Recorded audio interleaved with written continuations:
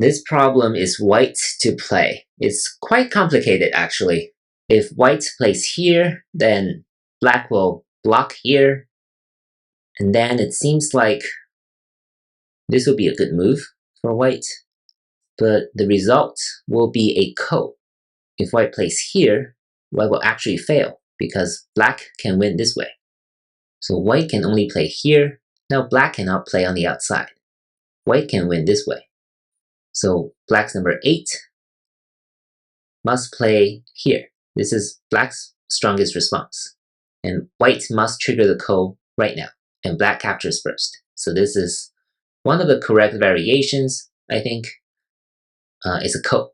And there are many ways to make a ko in this problem. If white plays on the outside, then black can capture. And black will be able to win this race to capture. Like this. So both sides need to be really careful in this scenario. Let's try some of the other moves. If white plays on this 2-1 point, then I think white will fail. Black will play this exchange first because black cannot allow white to connect like this. So black must play this exchange first and then stand down here. And now this will be back to one of the previous patterns where white will be 1 liberty short. So 1 and 3 this way will not work. Of course, number 5 cannot cut because black can capture whites this way. This will be disastrous for white. So 1, 2, 3 will be a ko, but this 1, 2, 3 will fail. Black will prevail. What about this move? This will actually fail. If white connects, then of course, this is 3 liberties versus 3, and black will kill white this way. You might think that white can make a ko here, but this is actually not even a ko. Black can stand down here. White will want to occupy this liberty to trigger the ko, but black just won't have it. Black can atari these 2 white stones, and white will be captured this way. So this will not even be a ko. So number 1 at the 2-3 point will not work. What about this?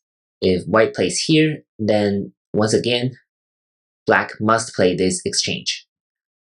Otherwise, black will only have 2 liberties left, and black will fail.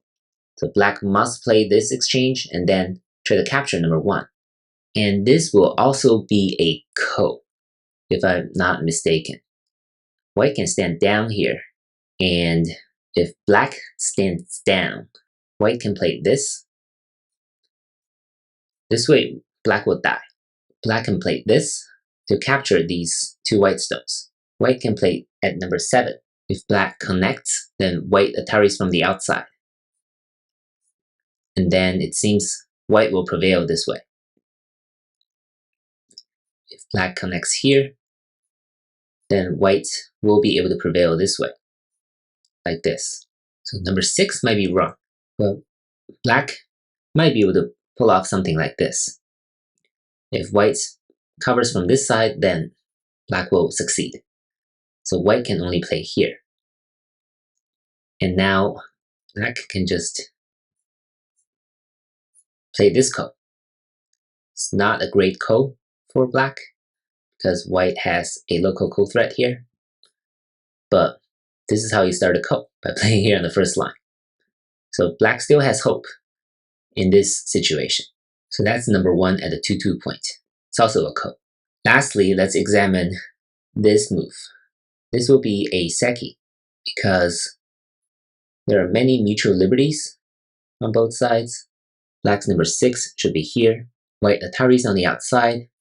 Black can just atari like this, and we'll have a seki.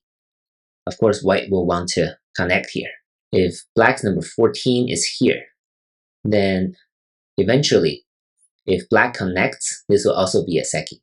If black connects here, then white connects. There are 2 mutual liberties left, and this will be a seki, or mutual life pattern, where both sides are alive. Overall, this is a pretty complicated pattern. The best result white can achieve is either a ko or a seki. There are many more variations here on this corner. Make sure you spend enough time playing around with it, and see what variations you can come up. As always, if you have any questions, please leave them below. Good luck, and thank you for watching.